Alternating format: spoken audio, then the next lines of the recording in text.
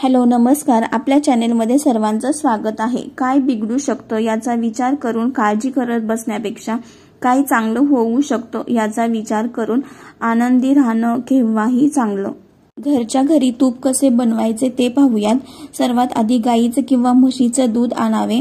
ते तापवून गार करून झाल्यानंतर दुधावरची साई दह्यात विरजणात साचवावी। असे लगातार 7 दिवस करावे।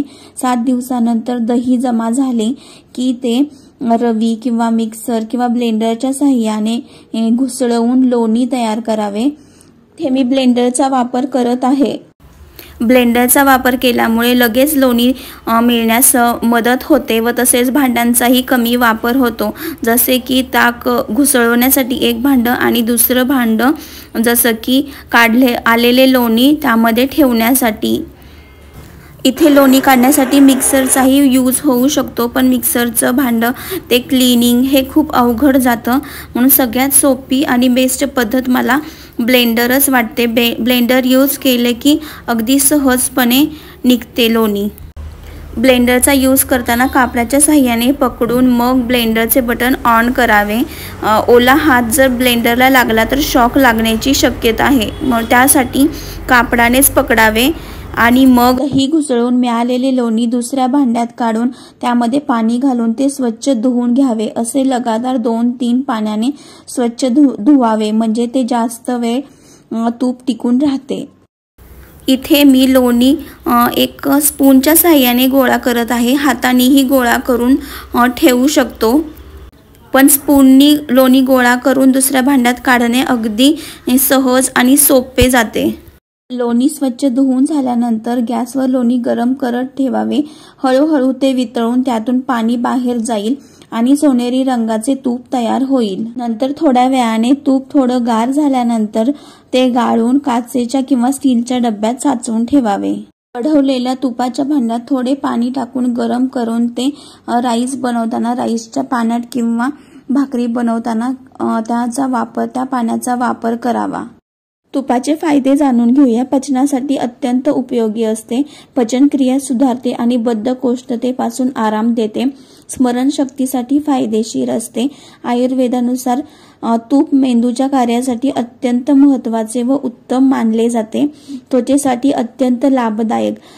तूप लावल्यास त्वचा मऊ व चमकदार होते।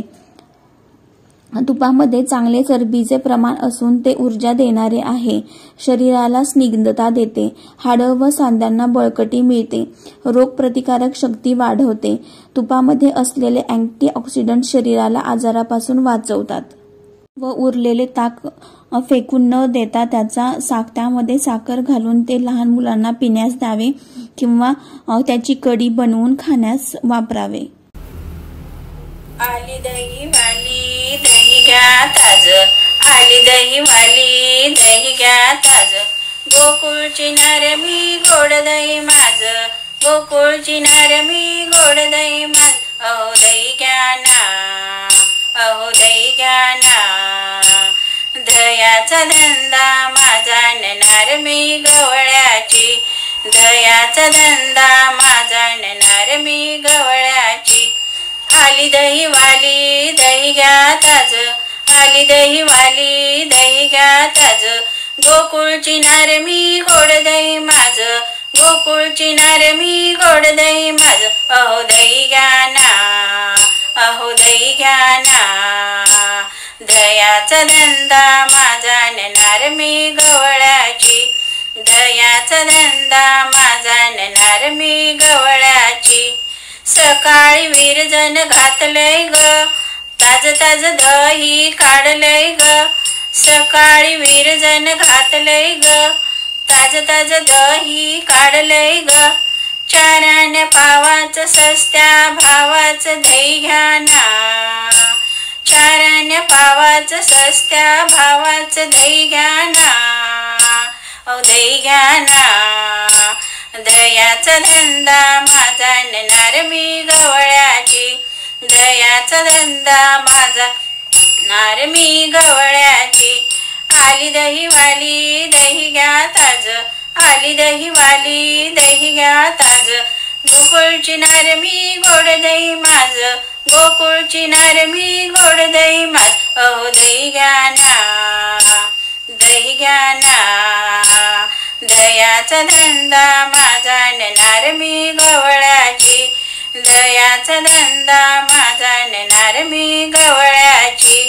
राधा उभी बाई तोऱ्यात, कृष्ण उभा बाई झाडात, राधा उभी बाई तोऱ्यात, कृष्ण उभा बाई झाडात.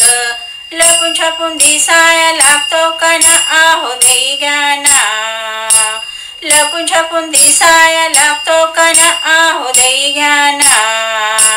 दयाचा धंदा माझा नेणार मी गवळ्याची, दयाचा धंदा माझा नेणार मी गवळ्याची.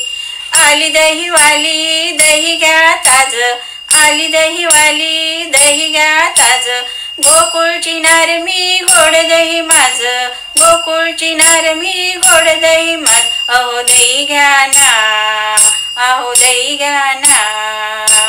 दयाचा धंदा माझा नेणार मी गवळ्याची, दयाचा धंदा माझा नेणार मी गवळ्याची. श्रीकृष्णाला येऊ द्या ना.